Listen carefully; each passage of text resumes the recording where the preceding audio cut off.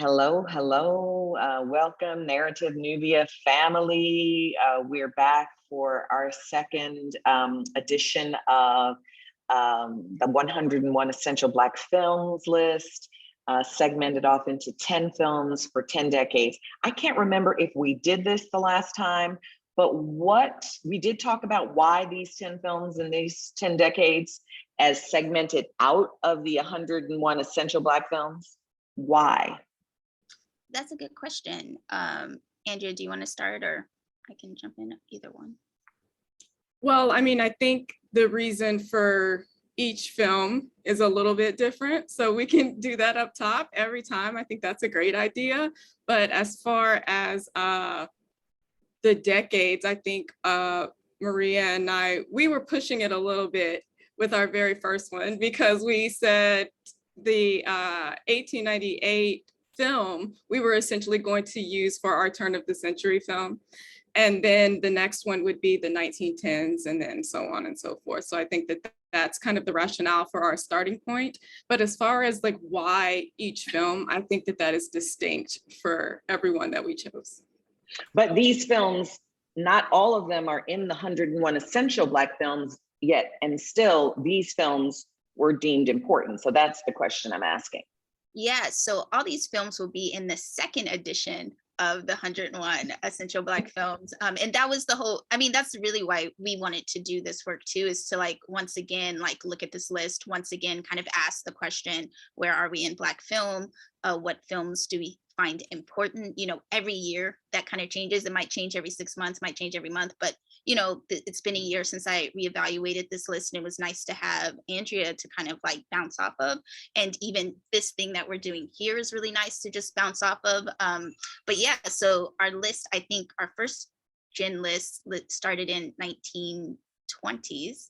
And now this list starts in the late 1800s. So I think that was an important thing just to say, like, we begin, Black folks begin talking and thinking and imagining film, you know, at the turn of the century. And that's just an important thing to say. So we keep moving. And I think Andrea even said this last video, if you guys go back to last video, and like film changes, like it is an ever evolving art form, right? And like as people that study film, we're always learning new things. We're always like digging in the crates and connecting and finding dots. And so what we find in the second iteration is like we have now 2 more decades of films, right? So this 10 decades, I think we end in the 80s. Do we end in the 80s or the 90s?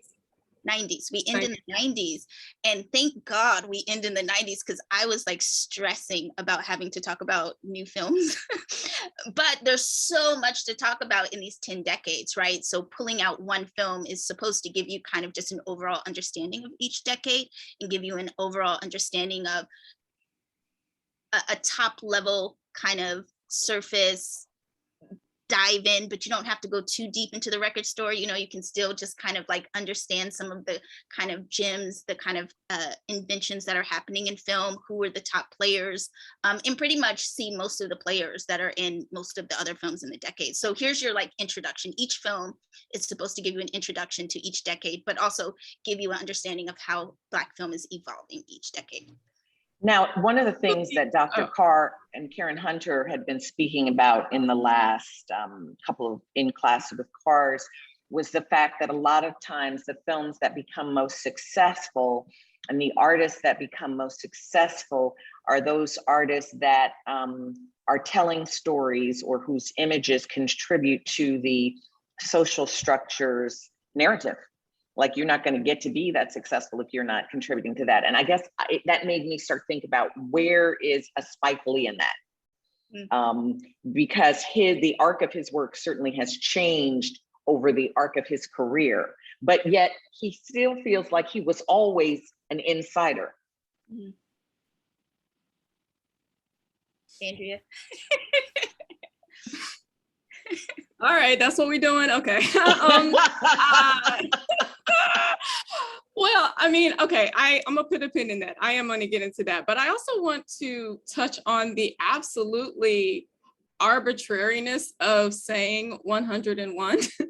I do want to make sure that we at least nod toward the fact that our 101 was just like a number. It was just like something we could pull to say, well, this is the canon right now, right? Like to really make that an elastic and not such a concrete idea. So Agreed. I do want to make, yeah. I think that's a social structure construct. 10 Yeah. ways to do this, 100 ways to do this. That's a social structure thing. But in the governance structure, we know there are many more than 100 films and 10 films. But we're expressing this from the social structure construct of film. This 101 is like a living document. We will have many, many drafts, and we're on draft 2 right now. And so this conversation is kind of an outgrowth of draft 2.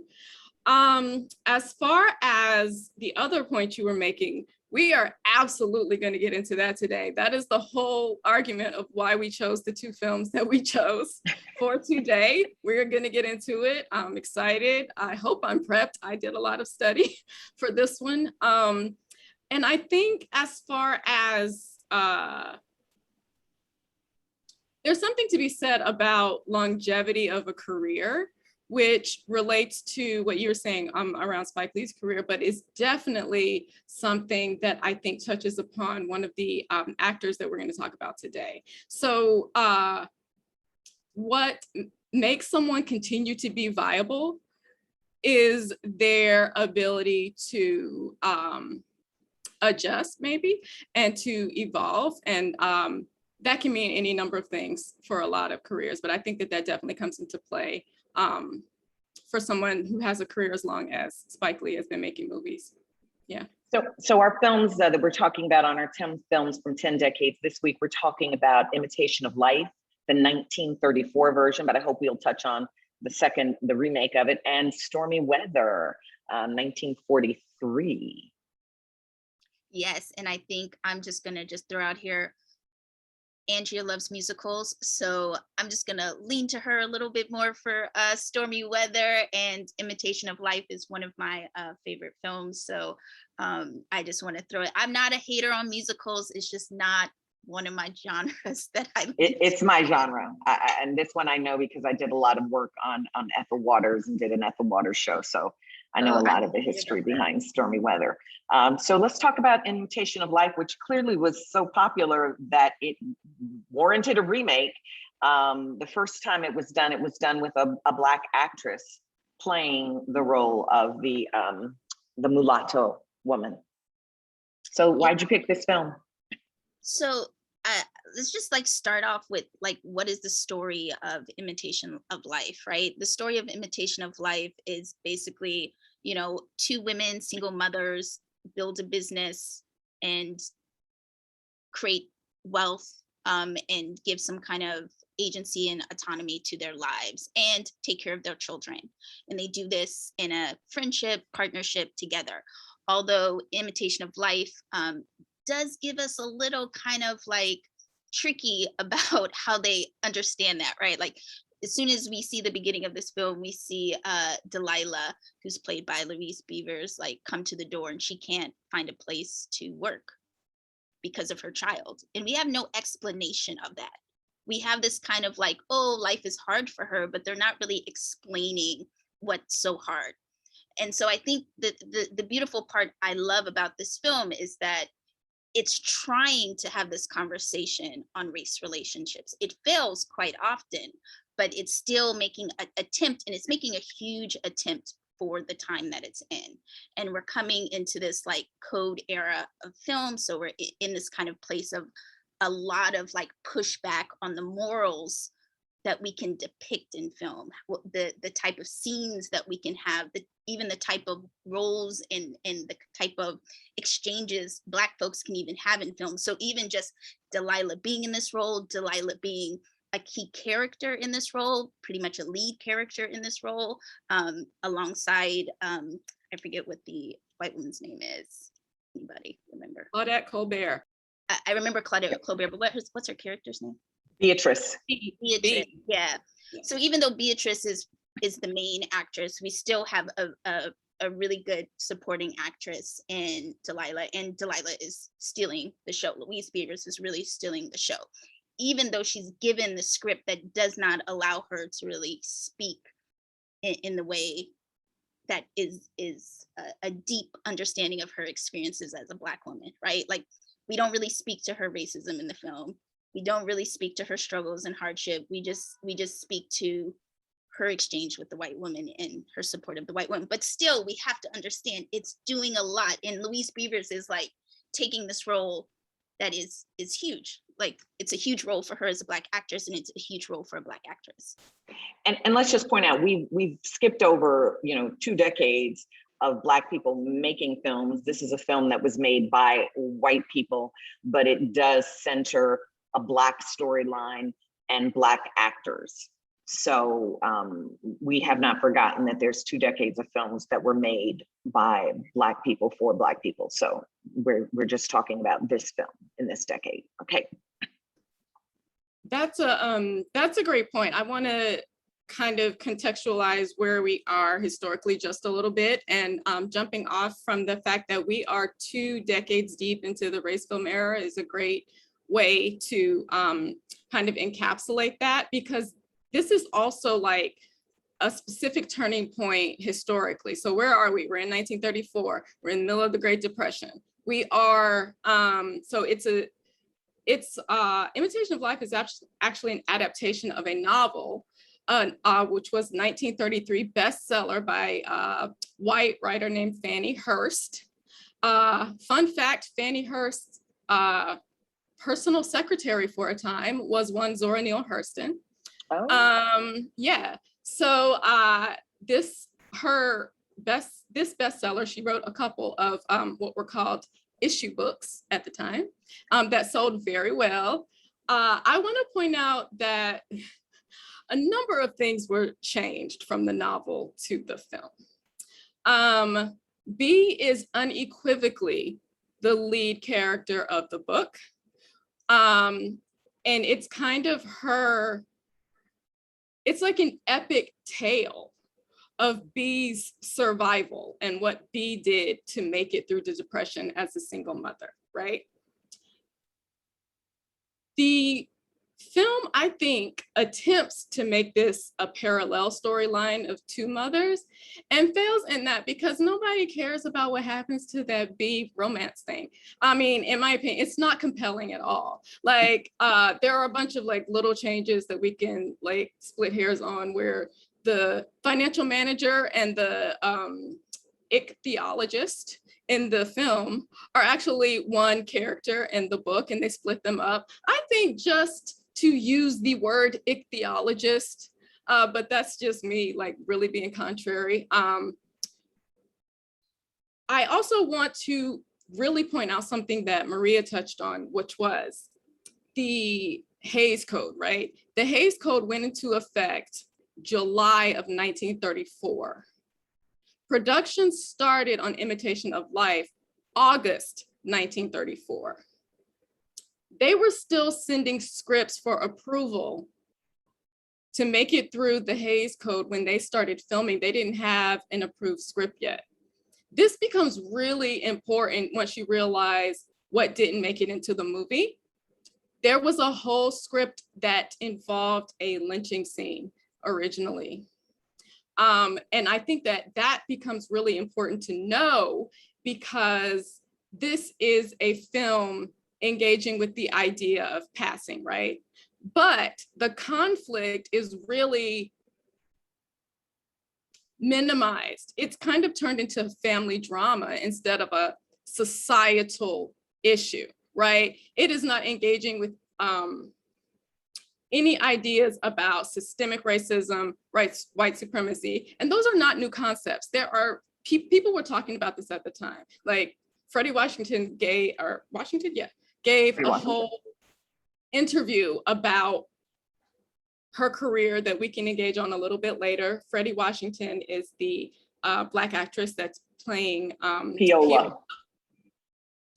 But I want to get back on track. So it's 34, right? There was a whole script, significant script change, and it's like the climax of the movie, right? I don't know if we're spoiling an 80-year-old film here, or 90-year-old film here, but like the climax of this film is essentially the funeral scene where Piola comes back, her mom has died. The original climax was Piola really getting into her white woman bag and accusing a Black man of flirting with her. And then the townspeople come from this Black man and string him up. I think this is important to know, right? This was, and then her conscience overcomes her and she yells out to the townspeople, "Don't do it, I'm also a nigger." That's in the novel? No, that is not in the novel. That was in the original script. Oh. Okay, so there was a whole thing that happened with the Hays Code, as well as the NAACP got involved. Louise Beaver said that she wasn't appearing in a movie where they said that word, like all this kind of stuff happened. And so there was eventually another scene written. There's like some conversation about whether that was always the plan, and like the lynching scene as written was supposed to get targeted to be removed, and it took the heat off of certain other areas of the film that they wanted the heat off of. But there was a lot of things that were changed to get this film made during the Code era. Another example of that is in the film, Piola is unequivocally mixed race. Her father is a white man. In the film, Delilah specifically says that her father was fair-skinned and also troubled, right? Or also, like, what did she say? In conflict with the world, or some kind of like euphemism, that he also had an interest in changing his circumstances, right? And so I do think that it's important to situate the film when it's getting made. 34, the Hays Code, what was changed from the novel. Oh, another thing that's changed from the novel. Piola, remember when she leaves college and she's passing at the store? She meets a man there, a white man. They become engaged. They run off and get married. She does not disclose her race to her husband. She sterilizes herself so that she doesn't give birth to a child that might have some melanin on them and give away her race. And then they move out of the United States. And that's what happens to Piola in the book. She never comes back. I mean, I do think Delilah still dies and has this whole funeral situation, but there is no overcoming of conscience for Piola to want to atone, right? I think that that's important because that was a plot point that was added to somehow humble or humiliate or just, you know, pull Piola back to her place, right? In the, or her, I guess I should put scare quotes around place, right? But like to pull her into being okay with the circumstances in a way that does not happen in the original story. Yeah, I feel like I've been talking for a long time. I got a lot where that came from, so y'all gonna have to stop me. Keep going. It's good stuff. Yeah. Okay, so I also want to pull out a couple of numbers very quickly. Let me just jump in really quick because I just want to point out a couple of things that you say here. Like one, I think it is very noticeable that they don't use the word Negro or nigga anywhere in this film, right? They use the word Black. Like that is very distinct. And early in time for be calling someone Black. Yes, it's very early, and I think that comes from the thing that the film is trying to do, whether it completely is successful at it, but it's trying to define Blackness in this whole film, even though it doesn't really talk about race relations in a way, and there's obviously some kind of like fascination with passing, and this isn't the only film that has a fascination with passing. We see another number of films come out of this time period in the next couple decades that are fascinated with passing. But I do just want to kind of really hone in on this film is trying to push all those boundaries, right? And even though we can't depict miscegenation because of the Hays Code, which is why the dad has to be Black, which is why Piola can't marry the white man, right? We're still gonna do everything we can to still push the boundaries. And then there's another piece that I just want to mention here, which is like this tactic that was often used to put something in a script that was really over the line, that you know that they're going to cross out, that the Hays Codes, so that they get completely distracted. Even Lorraine Hansberry did that with The Raisin in the Sun. She knew, she threw things in the script that she knew wasn't going to pass, even though we're talking about what, like almost like, you know, 20 years later. I don't know if that's about accurate, but about 20 years later, she's in the same kind of like battle with not just the studio, but also with all eyes on Lorraine Hansberry writing this film. So she's using that same tactic. And I would say, like, I'm sure people still do it today, but it was very much used in this idea of coded era Hollywood, when you actually could not do certain things. So it's a negotiating tactic. You throw in some things you're willing for them to take away from you so that you can distract them from things that you really want to stay in. And not have them throw out the main purpose, which is to push the boundaries, right? You want to have a conversation on race. That's what Imitation of Life is, having a conversation on race. Whether or not they're having the conversation I want to on race is a different story, but they're having a conversation on race which hasn't ever been had before. And this, I just want to hone in on, this film is a film that is uplifted in the main cinema canon. Like, it is in the National Film Registry. I think that's what it's called. Like, this is one of the films on the list that everybody watches. Now, do they watch it all with the lens that I watch? So the social structure approved of this film enough to make it another time. And still approves of this film. They also like the other film better, but that's another story. Right. And to be clear, I'm not saying that that is exactly what happened. I'm saying that that is an argument to be made, because although there's one credited screenwriter for Imitation of Life, there are, in the production records, 9 people who wrote on this script. And who's to say that all 9 of these people were aligned, were in agreement about what version of the script was the best version? It just says that 9 people worked on it. I also want to throw out a couple more numbers for you, just that I found very interesting. Claudette Colbert's salary when she made Imitation of Life was $90,000. Louise Beaver's salary when she made Imitation of Life was $2,900. Louise Beaver's age when she made Imitation of Life was 33. Freddie Washington's age when she made Imitation of Life was 31. Louise Beaver's film credits are beyond 150 feature films. Freddie Washington's, I thought it was 4. Well, one of them's a short, right? 4 features, 1 short, because of the roles that what they decided to do with their careers is very distinct here. And they both went on the record about their strategy and what they went through.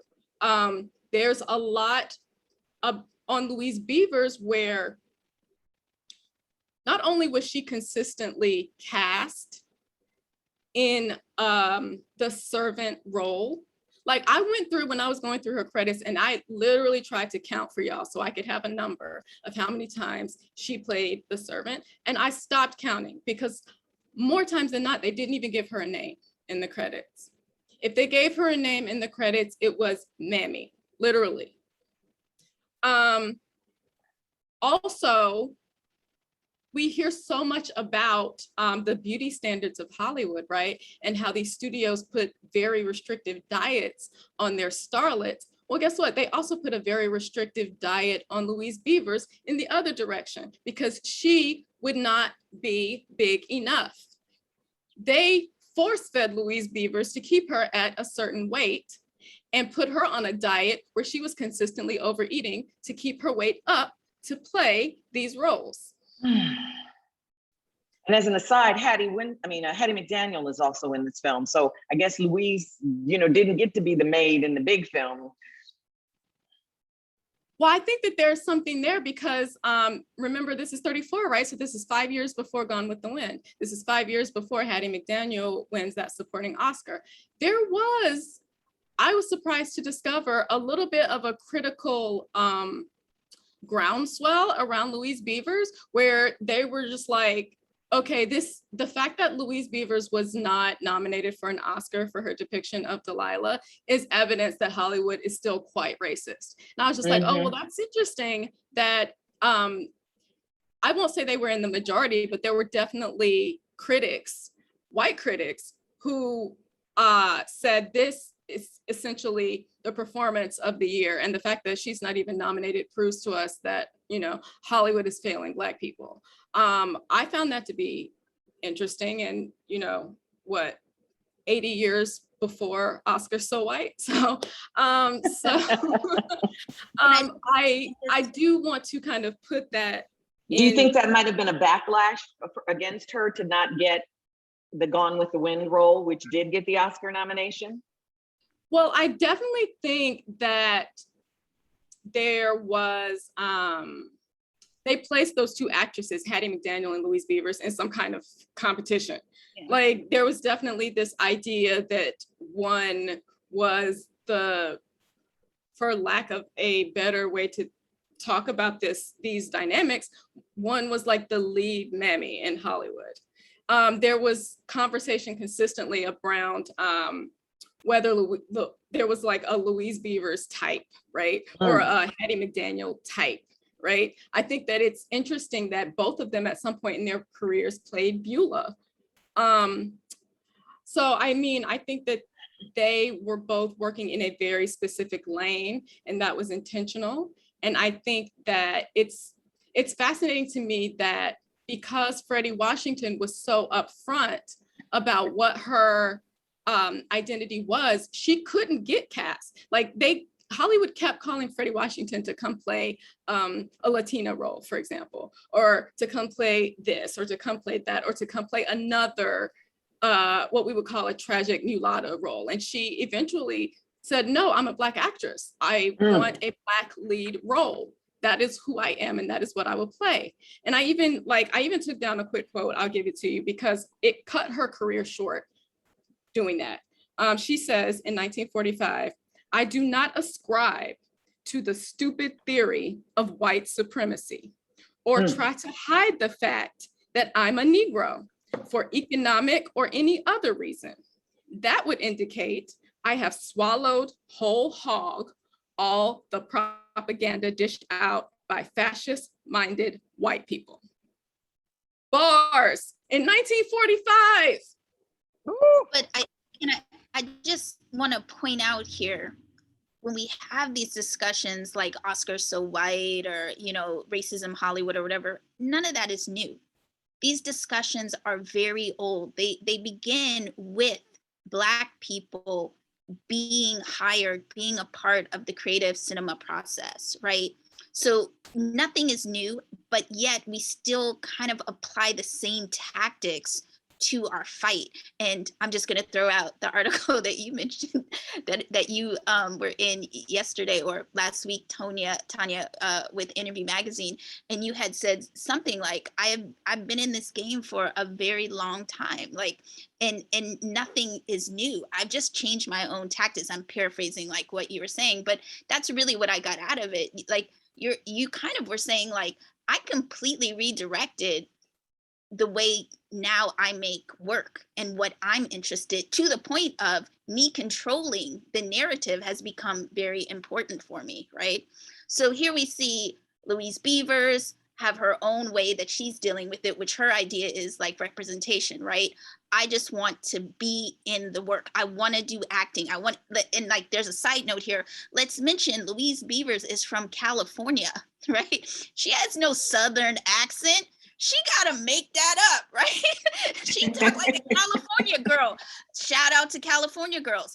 But just the idea that she has her own way of attacking Hollywood. And then we have Freddie Washington, who has her own way of attacking Hollywood. And then as we talk about the next film, we'll see another whole like band of people who attack Hollywood in a different way. But also 1934, we're talking about before Gone with the Wind. So here we are now in this place where we're pushing boundaries. And what happens in Gone with the Wind? All of a sudden, we go back, we start to regress, partially because of the Hays Code, partially because of, also we talk about up until the pre-code, up until the coded era, which is pre-code, there's some really, really pushing the lines films. Like, honestly, it's one of my favorite films of my favorite eras of Hollywood, because you start seeing everything. You'd be like, oh, gays existed in cinema before, Black folks existed in cinema before. People were very ethnic and immigrant and all kinds of like understanding of humanity and different ways of relationships. All that existed in Hollywood. We don't have to wait till 2021 for us to like break these boundaries. We've been breaking these boundaries, but every time we kind of have this cycle where we're open, we have a cycle of regression because the hands of capitalism get on us. And I want to point out, when you were talking about Louise Beavers being from California, it reminded me of a quote from Haile Gerima, which is said, "I would never hire a foreign Black when a reminder Black is needed." And perhaps Louise Beaver, as a California Black, is a foreign Black for the culture that they needed her to be. That's so interesting. Great quote. I'm gonna have to think on that one. Oh my, I'm gonna really have to think on that one. I do think, Maria, that you are hitting on something that's really important here, because even to get that message through, right? Even to get these dynamics through, they had to do something very specific to the Delilah character that we haven't quite all the way touched on. And I think it actually goes beyond her economic exploitation of the film, which is high. But even before that, they kind of employ this, what I'm gonna call a thingification of Delilah. Delilah does not actually get to be a person in this film. Like, one of the very first scenes, or definitely the scene that she has with the young actress that's playing Jessie, one of the first things that's said in reference to Delilah is this 3-year-old baby calling her a horse. And they, you know, Claudette Colbert and, or B and Delilah just like laugh it off. Ha ha ha, she's not a horse. But guess what? They keep returning to this thingification of Delilah in a way that is super definitely problematic now, but I think that was a huge compromise that they made at the time. Like, Delilah always has these little... And sexuality. Oh, I'm getting there. Okay. Delilah, how do I want to put it? She has these side comments that are really devastating if you are listening to them and like tallying them up, right? Like, she refers to her own size when she's trying to convince B to take her on. She's saying, oh, I may be this size, but I don't eat much. She is continuously like not cracking, but like she's always self-berating. Yes, she's definitely doing that. And it's so troubling, because she says things like, well, you know, Black folks don't get dumb until we get older. When B says something about how smart Peola is, right? Mm-hmm. The other thing that I want to point out is, aside from the fact that Delilah is almost pushed into this like savior territory, because she's very much like, they are adopting these visuals where she's repeatedly washing B's feet or rubbing, but it evokes this feet washing thing that's very biblical, doesn't it? It evokes this when she turns down the 20% stake in the company. It evokes this idea of Black folks being okay with their exploitation, right? It evokes this whole idea. It's wrapped up in these roles, one of which Louise Beavers also played, about how Black folks actually didn't want to leave the plantations, right? And she eventually plays an enslaved person who regrets the emancipation. Literally, that happens in a film. So I think that aside from the side comments, the like visuals repeatedly, they keep going back to that blinking neon sign of her with the pancakes flipping. She becomes this thing in the movie and not this person. It's all about B's happiness and potential finding of a mate, right? When they are both single women. Another interesting fun fact, in the novel, B decides to kind of give Frank, who's the love interest, to Jesse and like let them be together. It's not this, well, we're going to be together once Jesse is over you type situation. No, B is alone at the end of the novel. That was changed in the film. But back to my actual point. Oh, the pancake thing. So in the book, it's waffles. But in the film, in case you didn't get the reference, we're making an Aunt Jemima reference here. They changed it to pancakes. Yeah, totally. Like we got it. We didn't need that. But smile.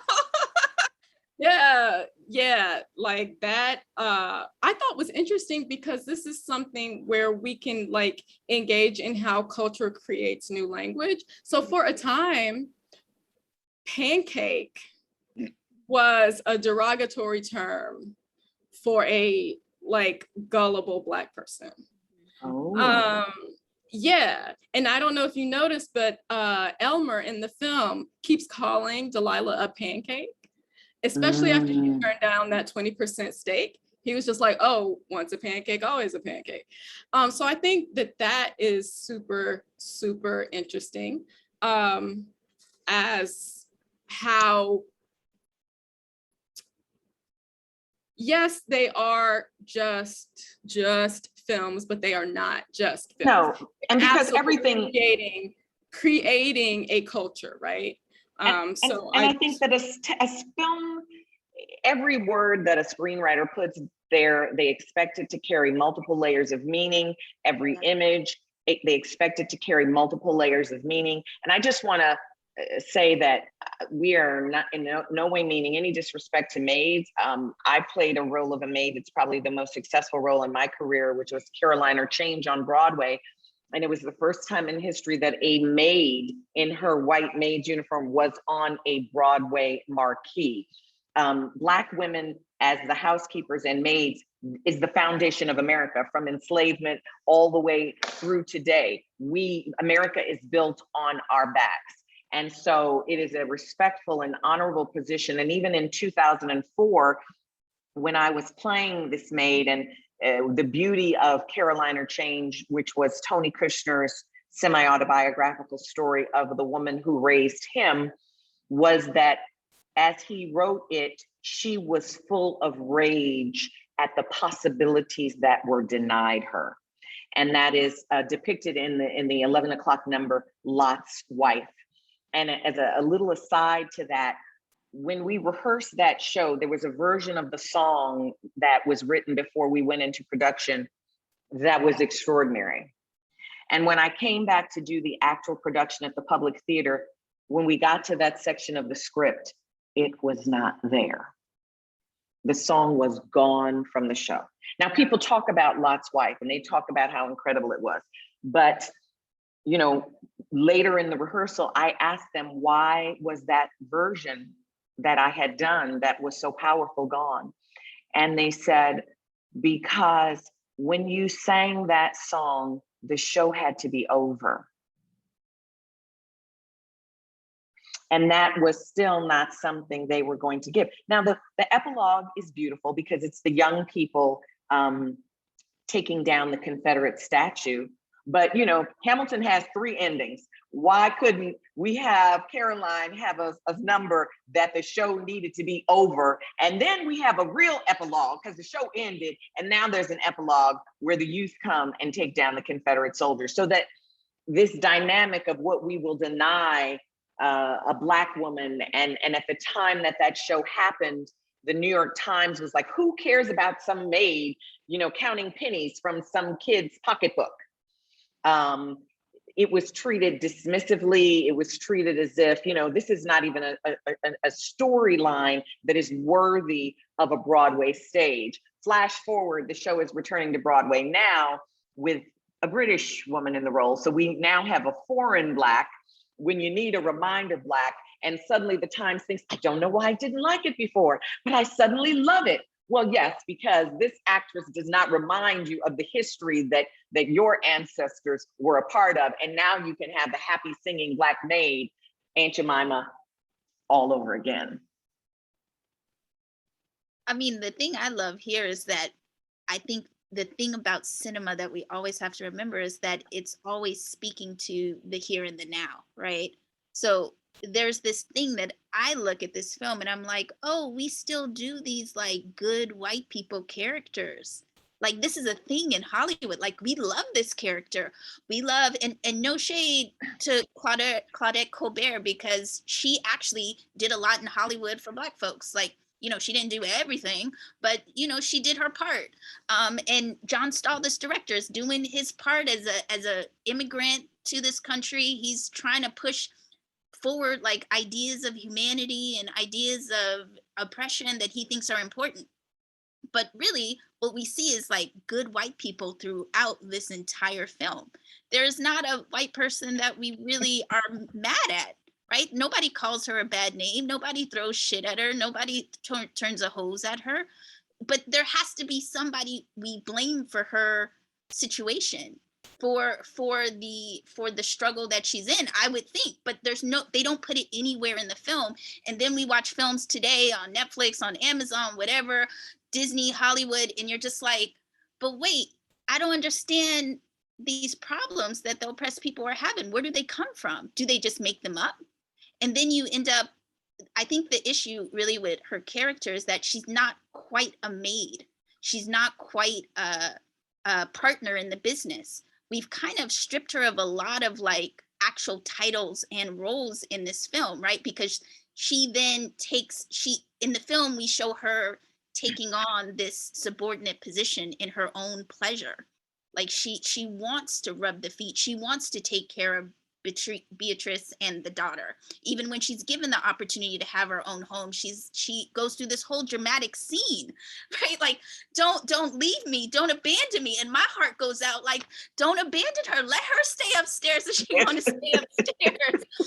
So and here's also, I think, just the last point, because I do want to talk a little about technical things and about how we've moved forward in film. But the thing that I think we have to keep very, very important is the power of film, right? The power of film to change our emotional being, to change how we feel about something, right? Because if you went into this movie as a white person feeling like, oh, I don't want to see, some Black person on screen, or you come out as a white person feeling pretty good about yourself. You come out of this movie being like, oh, I did all this stuff for Black folks. I don't understand why they don't have more gratitude, and you open your eyes to Black people in the world. You might not open your eyes to the truth and the fullness of the truth, but you do open your eyes up to Black people in the world. And film constantly does that. And we have to learn to be really good decoders of film. And that's partially what we're doing here in this class as we talk about, films, is that we're decoding the film. We're deconstructing it to understand what it's doing to us. We're understanding like why it's important to watch this film, but this film can be related to so many films during this period, and can be related to films that are coming out right now. I just watched, I don't even want to talk about a new film. I'm not going to talk about that. But the idea that you see a Black woman in a leading role, and she is doesn't, you know, she, once again, it's like the slave thing who didn't want to leave. She doesn't want to be the boss. She wants to keep working for it. She wants to be subordinate, and she gets her gratitude, her fulfillment comes from this space of selflessness, which then starts to model that for us as Black women, that is what we should find our joy and happiness in, because it was in a film after all. But also model for white people what their expectations of us should be. They expect us to, I've been that person where some white lady has handed me her purse in a store, like, I don't know you, why am I holding your purse? Oh, you want to try that? Oh, hold your own purse. Like, I don't even care. What, you know, so they expect us to give up because they keep seeing it repeated, right? The repetition in this film, because this is a character, this is a motif, this is a archetype that they like to know, that all the colonialism and capitalism and destruction they've done really has no shape on their soul and their future, right? Like, it hasn't impacted them. Everything is good. All the Black people are good. They're fine. They like this role. So that's why you make your own movies. Okay, done. Okay.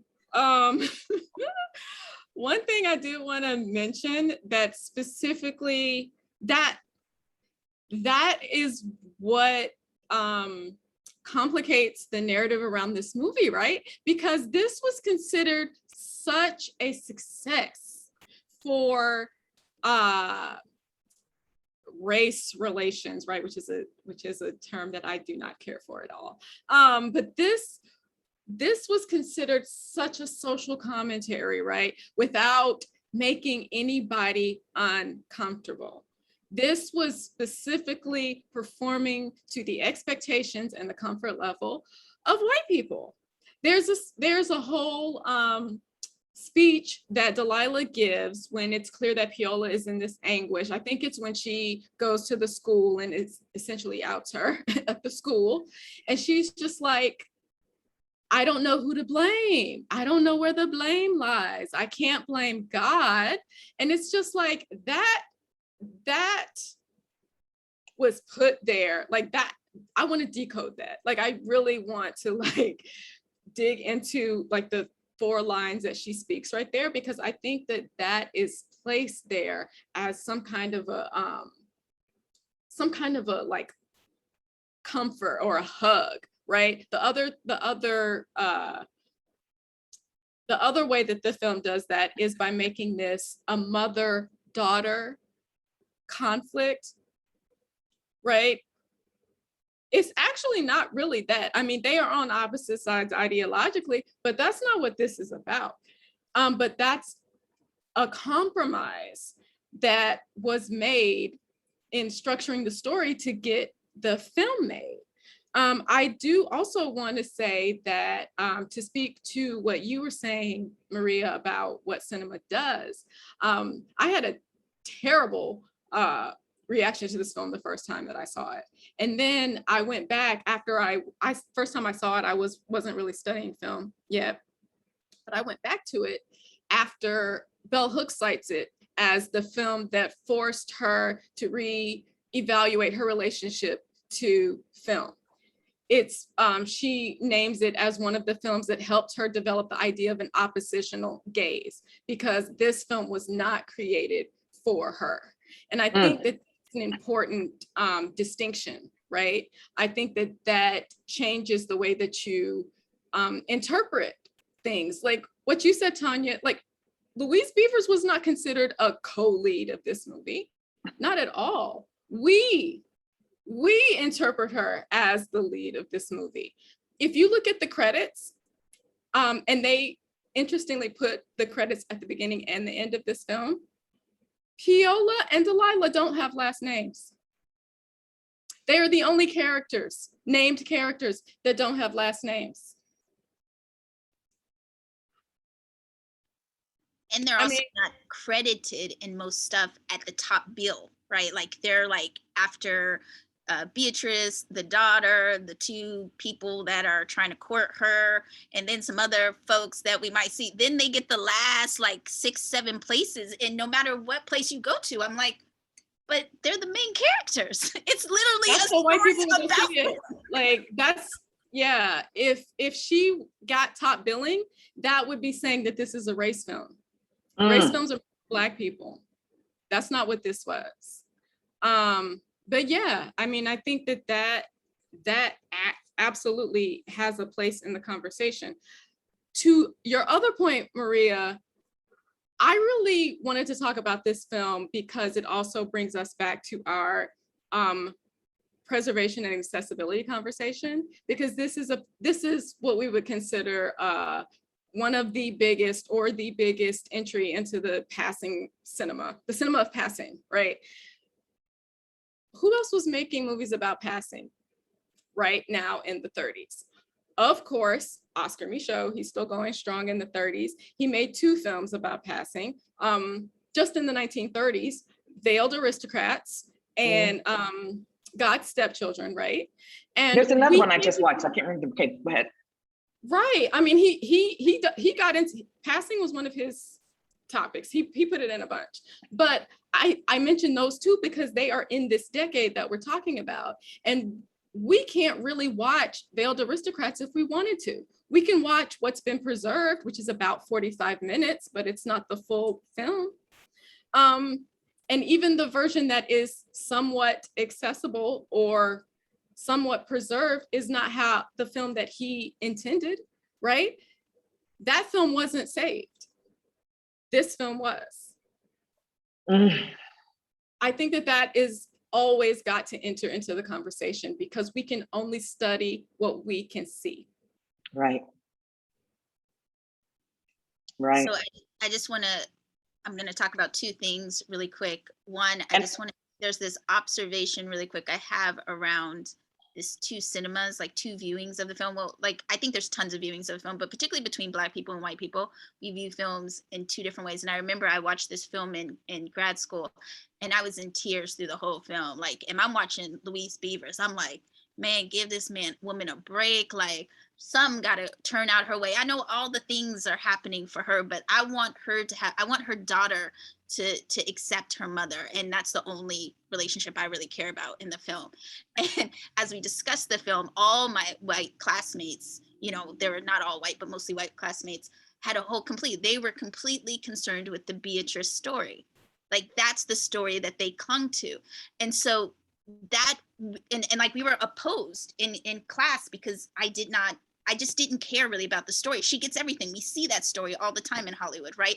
The white woman gets the love of her life. She gets all the money. She gets the house. She gets the great clothes. She gets to have naps. We understand that piece. But as I kind of moved into more and more watching and viewing cinema, I really realized, like, a lot of the times I'm in the theater or I'm watching with other folks in a space and I'm viewing a different film than they're viewing. And I think it's totally possible to watch these films and take away the things that make sense to you, right? And not have to be glued to anything that the director intended, that the writer intended. You can understand the film, you can understand what they meant, but you can be like, this is the first time I really saw a movie that came out of the 30s where I watched this Black woman do a lot on screen, right? Because I was watching Gone with the Wind during the 30s. And then I found this movie and I was like, wait, what? This movie is out. Why are we watching Gone with the Wind? This is a much better film. But it's a much better film to me because I have somebody I can connect with, right? Go ahead. And while we're talking about passing, I can't, I have to mention that one of the great novels of the Harlem Renaissance, Nella Larson's Quicksand and Passing, is being made by a white filmmaker. I mean, she's got she claims some Black heritage in there. Yeah. I haven't seen it, but all I'll tell you is that Nella Larson book, man, that's a lot to live up to. I don't know if I would touch it because I read that book and I think Andrea and I have had a couple conversations on that book, but it's a lot. It's so brilliant. Yes. And yeah, it's just such a brilliant book. And it's doing Black feminism in such an early period. So I think it's a lot to live up to. I have no comments about what I haven't seen. And I think the other Micheaux film was, I think it's Within Our Gates, where we've got Black man who's in the North pretending to be white, and the Black woman who's coming up from the South pretending to be white, and he's, you know, abusing her for pretending to be white. Like, he was really messing with all of that stuff, you know, 10, 15 years before Imitation of Life. I mean, it's just another reason here that I'm just going to hone in on, is that it's so important for Black folks to make our own work, right? Because what we're seeing is main cinema kind of come way too late. Like, they're making stuff like decades, like even now we see stuff and you're just like, oh, okay, Afrofuturist, but we was doing less Blacks in sci-fi, you know, decades ago. This is not new. This whatever the trend is, whatever the reason for everybody to get interested in it, it's fine. You know, I get it. But as Andrea says, if the work hasn't been preserved, it can't be taught. If the teachers who are predominantly global minority people or melanemic people, they don't know the work, then they can't teach it to us, so that we know that this is that movement and memory piece that Dr. Carr talks about. Like, this time here is about us resurrecting the movement and memory, so that whatever shards remain, we can go and find it and see where there's an ancestral line of these stories being told, and how authentically we were telling them then, and maybe more authentically than we're able to tell them now, because we've gotten so comfortable with trying to imitate and model what Hollywood has told us we need to be in order to be successful in the social structure. And I would just say, like, that's the reason why we're doing this thing, right? It's because these conversations are overdue. They're overdue for us as Black folks to talk about Black film and to talk about actresses, performance, costume, all that, the whole maze scene. It's overdue for us to have this conversation in our own space, not just within this academic world and within the white institutions, but within our own space, no matter how big or how small, and no matter what we decide, whatever we come up with, whatever we decide the Black canon is, whatever we decide the essential films to be watching to study Black film is, but it's our decision. We come up with it as a community. I think that's a very important thing to be moving towards when we talk about Black cinema. Right. I think that one of the things that makes Oscar Micheaux, for example, such a compelling figure, aside from the fact that he was so prolific, so we have so much to talk about, is the fact that he was independent.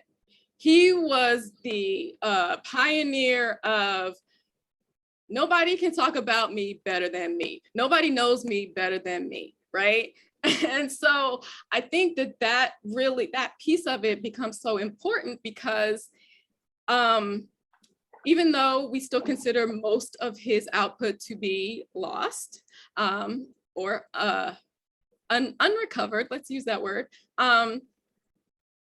it's the efforts of Pearl Bowser, right? Pearl Bowser was a film historian, archivist, who from at least the 70s, I think I saw the first special Pearl Bowser did on Oscar Micheaux back when there was just like one film of his that we thought had survived. And that one film was Body and Soul, right? I'm not gonna derail to talk about Pearl Bowser, but I do think it's important that her work, first of all, makes this conversation possible, but her work also indicates that what we know shifts, what we have access to changes. Like, she was very instrumental in completely, essentially resurrecting his legacy. I encourage you to watch Midnight Ramble, have it right here. Watch Midnight Ramble and read her book, Writing Himself into History, about Oscar Micheaux. But the archive is not fixed. The record is not fixed. And I think that conversations such as these, recoveries that are continually happening, we no longer say we only have one Oscar Micheaux film. We now have recovered at least, like 10? And some of that is very recent, like in the last 5 years. So I think that Imitation of Life gives us this entryway to say, look what was continuously held up. We don't have to recover Imitation of Life because it never went anywhere. It stayed in its prominent place in the, you know, pantheon of cinema history for a number of reasons that we've already gone into, but it's just an entry point. It's a way to say, oh, and this was also going on at exactly the same time. And for whatever reason, was not cared for as specifically. I was just looking up that Writing Himself into History. It's on sale for, oh, okay, not as bad as I thought. Okay, yeah, we can afford to buy Writing Himself into History. That sounds like a great book.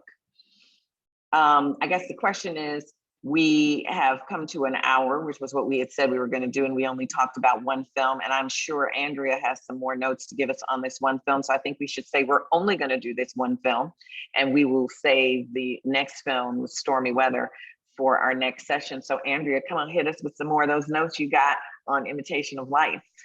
Well, I mean, since I was just on Mr. Michaud, I will give you a little bit of context, because I feel like he has such a prominent place in how we speak about Black filmmakers, independent Black film, and all of that. I don't want to give the impression that he wasn't criticized, or that the reaction to what he was filming was not critiqued by Black folks, by the way. I was going to save this for Stormy Weather, but I'll give you a little bit of it, since we were talking about, like, one of the things that got Oscar Michaud a lot of criticism was he didn't always depict the best aspects of Black culture, right? He got a lot of criticism for depicting, as we said, passing. He did a lot on interracial marriage. He did a lot on corrupt clergy. That might be the thing that got him the most smoke. They came for Oscar Michaud about the fact that his preachers were terrible. They brought liquor into the pulpit. Body and Soul is actually a dark, dark film that that its star, Paul Robeson, had a very complicated relationship with. Like, he's playing the preacher in that film, and he is not only bringing liquor into the pulpit, but he's awful. He's unequivocally the villain. He is a rapist, which Michaud does not shy away from. He's just a terrible person. We're not going to derail it and talk about the film, but I do want to say that he got a lot of smoke from Black folks around what he put in his movies. And he, you know, was like, but it's the truth. It's what we do. It's what we are. And I have a quote for you from Oscar Michaud in response to his criticisms. And he said, "I am too imbued with the spirit of Booker T. Washington to engraft false virtues upon ourselves. To make ourselves that which we are not, nothing could be a greater blow to our progress." And I just thought, that is a nuance that's not always brought up, right? That even when you are being the most true to yourself, even when you are making your own stuff, even, you know, Oscar Michaud made films for more than 30 years and his company was always broke. He was always cutting corners to get a film made, sometimes not paying people. Everybody brought their own clothes. He would always film in somebody's house. Like, he would go to and nothing has changed today. We still doing it the same way. 100 years later, we still got to make that same movie the same way. Just having flashbacks from our own film. No, he would go to the nightclub and recruit his extras with, like, hey, who want to be in a movie? Who want to be in a movie? So I think that while it's important to get his name back in the conversation, which I think is finally happening, especially in the last decade or so, let's not oversimplify, right? Because all of those films are not good. Like, don't get me wrong. Like, the quality was not always there. The Look, I done watched 10 films on Netflix in the last week where the quality was not always there. Some of them made by Black people, so let's not even talk. But he was making films. He by hook or by crook, he kept making movies.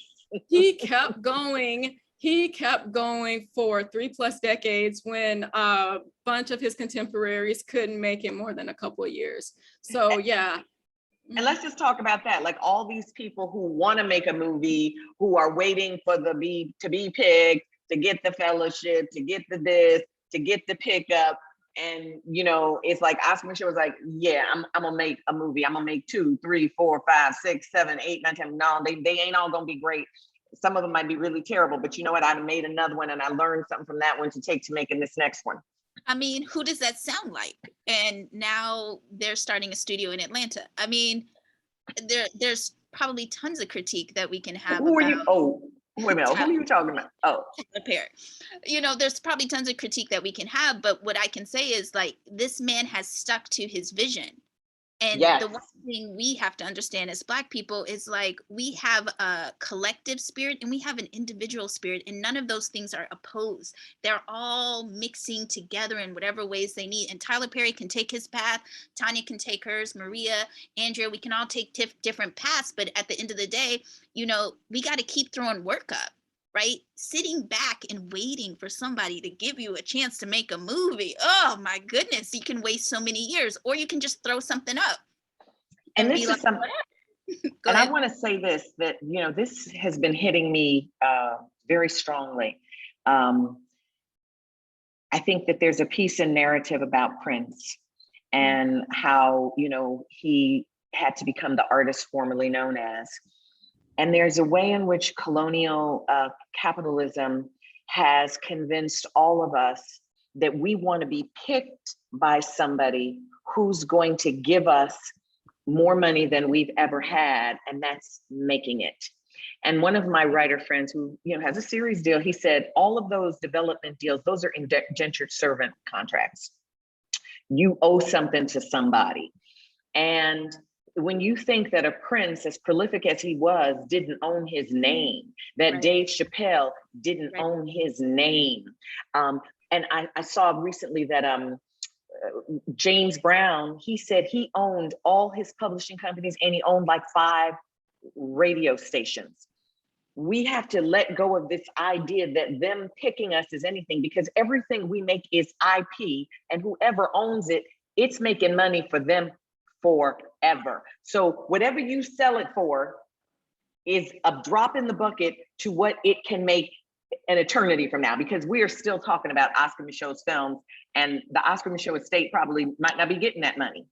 Right. No, I think there's something important there. And I just want to go a little bit back, because I want to make a little bit of a circle here from when Andrea was talking about Paul Robeson, because Paul Robeson has connection to Freddie Washington. Freddie Washington's sister then has connection to Adam Clayton Powell. So there is also a collective kind of creative circle here that is trying to do that thing about ownership and trying to do that thing about doing art in the way that they see fit, right? Maybe we still have a little bit of the New York folks and the LA folks doing it in maybe different ways and different pathways, but we do have that. But everyone is doing it for the progress of the people. And I think that's an important point to make, right? Even if Louise Beavers is not necessarily owning her own production studio, she is in over 150 films. She is owning this pathway of the Black image on screens, which it has not been in the way. Like, she is a definitely a significant force in this endeavor, right? And then we have all the other people who are doing it in their own way. So we get there. I think we just have to articulate and also share with each other how we're doing this work. And even I know Tanya does a lot of this work, just like this transfer of information. Like, how did you, I know you do all these things, but like you talking about how you made your feature, that's an important thing, right? Like, you are a very celebrated actress, but you still scraped together a feature and got it out to a fucking shitload of film festivals pretty much on your own. So all the things that you have didn't make it that much easier for you. No, You still they are didn't. starting from scratch. They probably made it harder for me because of the assumption that you're already in there. So doesn't that just open doors for you? Actually, a lot of times it doesn't. And there's an article that I'll get posted with this from Forbes that talks about how Black women can go from the pet to the threat. How often we come into organizations and we're just celebrated for how wonderful we are, until suddenly our wonderfulness becomes in competition with the people who brought us in. And now we are a threat and we are undermined at doing the work that we do, which often drives us away from the places that we, started out to try to prosper in. The last question I'll just throw out there is like, especially when we're talking about cinema and art, is like, what does progress really look like for us now? And I know, Tanya, you're very articulate on this for you and how it's what progress is for you. And I think I'm honing in on it as like a younger artist. And Andrea and I have had a lot of conversations about this, but I really think this is important for Black folks to like sit down and say, what is progress for us in cinema? Is it a Netflix deal? Is it an Amazon deal? Is it having final edit? Right? Is it having control of your script and your narrative? And how do you do those things? Maybe you're on YouTube streaming for a while in a couple of films before you actually can negotiate yourself a proper TV deal or a proper studio deal. But what does progress look like for us? I think about that a lot. And I think that that's a question everybody listening should answer. I thought that the woman who made Michaela Coel, with some interesting interviews about what happened to her with, she had a Netflix deal, but she didn't own the show and she didn't have the permission to write it, or she didn't have control over her character. And then when they were going to give her next show, her agents were going to cut a deal that was better for them than for her. I would love to know if what she got to do with HBO was still less than what she ultimately would want to do, because it certainly seemed like she had pushed the envelope of creativity in a way that I hadn't seen before, and it was exciting. But once again, she's a Brit. And those kind of opportunities don't often come to us as reminder Blacks. I even think about Jordan Peele. Get Out was fantastic. Hasn't touched anything like that since. It's like he snuck that through. And now they're like, well, no, we give you a whole lot of money, but keep the edges smooth. So he does this extraordinary thing. I believe he's capable of even more.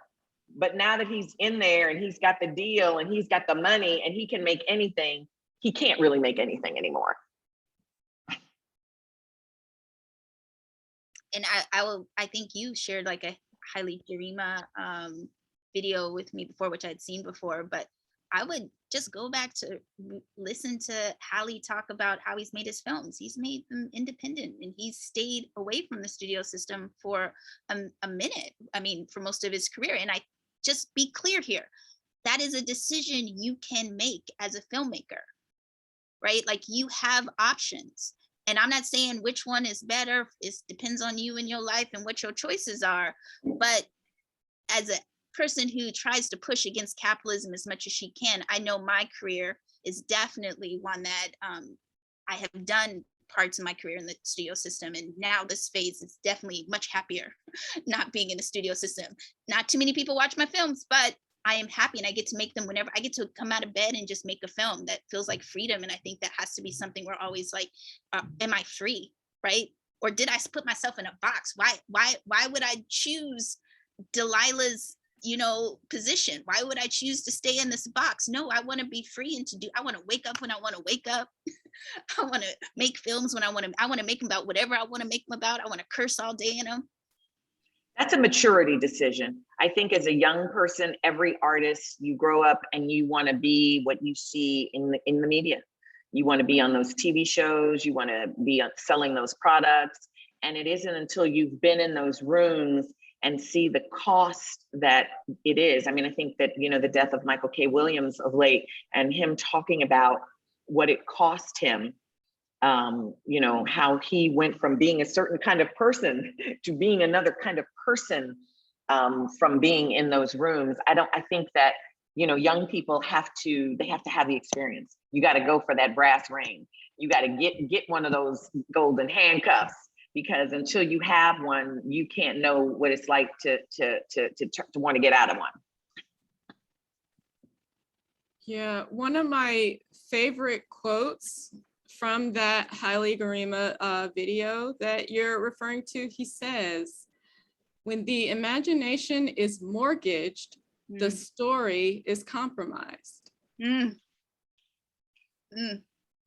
And I really just can't improve upon that. Ooh, I think that's the way to wrap this up. When the imagination is mortgaged, the story is compromised. So that is our second edition of an Oscar Michaud's Mansion about the 101 essential films, 10 films in 10 decades. I am so grateful to you, Andrea and Maria, and I love the way the conversation goes different places, and I'm just looking forward to more great conversations. And thank you to everyone in Knarrative who is listening. Send us questions in Nubia. Oscar Michaud's Mansion is in there, so send us questions, films you want to see, and we look forward to more.